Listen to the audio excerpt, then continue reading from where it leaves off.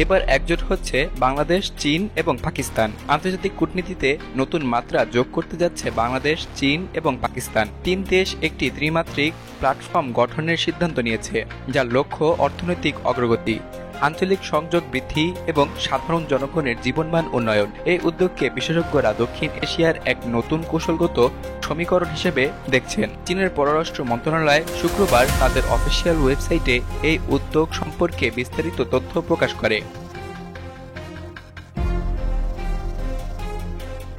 এর ঠিক একদিন আগে অর্থাৎ ১৯ জুন চীনের ইউনান প্রদেশের কুনমিং শহরে অনুষ্ঠিত হয় চীন, বাংলাদেশ, পাকিস্তান ত্রিপক্ষীয় উপপররাষ্ট্র মন্ত্রী এবং পররাষ্ট্র সচিব পর্যায়ের বৈঠক। সেখানেই এই প্ল্যাটফর্ম গঠনের প্রস্তাব এবং কাঠামো নিয়ে আলোচনা করা হয়। বৈঠকে অংশ নেন চীনের উপপররাষ্ট্র মন্ত্রী শান ওয়েইংডং, বাংলাদেশের ভারপ্রাপ্ত পররাষ্ট্র সচিব রুহুল আলম সিদ্দিক এবং পাকিস্তানের অতিরিক্ত পররাষ্ট্র সচিব ইমরান আহমেদ সিদ্দিকী। পাকিস্তানের পররাষ্ট্র সচিব আমনা বালুদ ভার্চুয়ালি যুক্ত হন। বৈঠকে তিন পক্ষই ত্রিপক্ষীয় সহযোগিতার জোরদারে সম্মত হন। চীনের পররাষ্ট্র মন্ত্রণালয়ের বিবৃতিতে বলা হয়, এই সহযোগিতা হবে সুপ্রতিবেশী, সুলভতা, সমতা, পারস্পরিক শ্রদ্ধা এবং বিশ্বাসের ভিত্তিতে গঠিত, যেখানে উন্মুক্ততা, অন্তর্ভুক্তি এবং উইন উইন পরিস্থিতি নিশ্চিত করা হবে। এই নতুন উদ্যোগ শুধু কূটনৈতিক সৌহার্দ্যের বার্তা নয়, বরং এটি বহুমাত্রিক অর্থনৈতিক এবং সামাজিক সহযোগিতাকে ভিত্তি করে গড়ে উঠেছে। আলোচনা অনুযায়ী তিন দেশ যে সকল খাতে পারস্পরিক সহায়তা এবং উন্নয়ন কাঠামো গঠনে একমত হয়েছে সেগুলো হচ্ছে শিল্প এবং বাণিজ্য, সমুদ্র বিষয়ক, জলসম্পদ ব্যবস্থাপনা এবং জলবায়ু পরিবর্তন, কৃষি এবং খাদ্য নিরাপত্তা, মানব সম্পদ উন্নয়ন এবং দক্ষতা প্রশিক্ষণ, শিক্ষা, স্বাস্থ্য এবং সংস্কৃতি, যুব সমাজ এবং টেকসই উন্নয়ন, থিঙ্ক ট্যাঙ্ক এবং নীতি গবেষণা কেন্দ্রগুলোর মধ্যে সংযোগ। এই উদ্যোগের সফল বাস্তবায়নের জন্য তিন দেশ একটি যৌথ ওয়ার্কিং গ্রুপ গঠনের সিদ্ধান্ত নিয়েছে, যা ভবিষ্যৎ কর্ম পরিকল্পনা নির্ধারণ এবং তদারকির দায়িত্বে থাকবে। এই ত্রিপক্ষীয় ফ্রেমওয়ার্ক এমন সময় সামনে এলো যখন দক্ষিণ এশিয়ার ভূরাজনৈতিক সমীকরণ দ্রুত পরিবর্তন হচ্ছে। চীন এবং পাকিস্তানের মধ্যকার সম্পর্ক ঐতিহাসিকভাবে ঘনিষ্ঠ এবং দীর্ঘদিন ধরে চীন পাকিস্তান অর্থনৈতিক করিডর তার প্রমাণ। বাংলাদেশ গত কয়েক বছরে চীনের সঙ্গে অর্থনৈতিক এবং অবকাঠামোগত সহযোগিতা জোরদার করেছে, বিশেষ করে belt and road initiative BRI প্রেক্ষাপটে। অনেক বিশেষজ্ঞদের মতে এই উদ্যোগ কেবল অর্থনৈতিক নয়, বরং আঞ্চলিক প্রভাব এবং ভারসাম্য রক্ষার অংশ।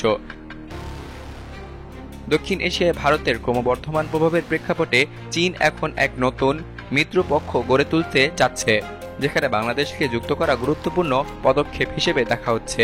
বাংলাদেশ সরকার এখনো এই উদ্যোগ নিয়ে আনুষ্ঠানিক বিবৃতি দেয়নি, তবে কর্মকর্তারা ইঙ্গিত দিয়েছেন যে এই প্ল্যাটফর্ম সম্পূর্ণভাবে অরাজনৈতিক, অসামরিক ভিত্তিতে গঠিত এবং এর মূল লক্ষ্য অর্থনৈতিক সংযুক্তি এবং জনগণের কল্যাণ। বাংলাদেশের পররাষ্ট্র মন্ত্রণালয়ের এক জ্যেষ্ঠ কর্মকর্তা নাম প্রকাশ না করার শর্তে বলেন, এই প্ল্যাটফর্ম কোনো সামরিক জোট নয়, বরং একটি উন্নয়নমুখী সহযোগিতা কাঠামো। এটি আমাদের বৈচিত্র্যময় কূটনৈতিক নীতির অংশ, যেখানে সকল দেশের বন্ধুত্বপূর্ণ সম্পর্ক বজায় রেখে আমরা নিজেদের উন্নয়ন নিশ্চিত করতে চাই। চীন স্পষ্টভাবে জানিয়ে দিয়েছে যে এই উদ্যোগ কোনো তৃতীয় পক্ষের বিরুদ্ধে নয় এবং পররাষ্ট্র মন্ত্রণালয়ের বিবৃতিতে বলা হয়েছে, এই সহযোগিতার লক্ষ্য আঞ্চলিক শান্তি এবং উন্নয়ন। এটি বহুপাক্ষিকতা এবং উন্মুক্ত আঞ্চলিকতাকে সমর্থন করে। এই বক্তব্যের মাধ্যমে স্পষ্টভাবে বোঝানো হয়েছে যে এটি ভারত অথবা যুক্তরাষ্ট্রের বিপক্ষে কোনো প্রতিদ্বন্দ্বিতা নয়, যদিও কিছু কূটনৈতিক বিশ্লেষক এর ভিন্ন ব্যাখ্যা দিচ্ছেন। বাংলাদেশ, চীন, পাকিস্তান ত্রিপক্ষীয় প্ল্যাটফর্ম দক্ষিণ এশিয়ার এক নতুন রাজনৈতিক এবং অর্থনৈতিক অধ্যায়ের সূচনা করতে পারে। এই প্ল্যাটফর্মের মাধ্যমে যদি বাস্তব প্রকল্প, অবকাঠামো উন্নয়ন এবং মানব সম্পদ বিনিয়োগ কার্যকর হয়, তবে তা তিন দেশের জনগণের উপকারে আসবে। তবে এই উদ্যোগ কতটা টেকসই হবে তা নির্ভর করবে যৌথ পরিকল্পনার বাস্তবায়ন, আন্তঃরাষ্ট্রীয় আস্থা এবং তৃতীয় পক্ষের প্রতিক্রিয়ার ওপর। বিশ্ব রাজনীতির বর্তমান পরিস্থিতিতে এই ধরনের উদ্যোগ হয়তো শান্তিপূর্ণ সহযোগিতার নতুন দৃষ্টান্ত তৈরি করতে পারে, যদি তা যথাযথভাবে বাস্তবায়িত হয়। সূত্র, চীনের পররাষ্ট্র মন্ত্রণালয়, গ্লোবাল টাইমস, টন নিউজ, আন্দোলা এজেন্সি। বিলিয়ানুর নিউজ ডেস্ক, বাংলাদেশ কণ্ঠ, ঢাকা।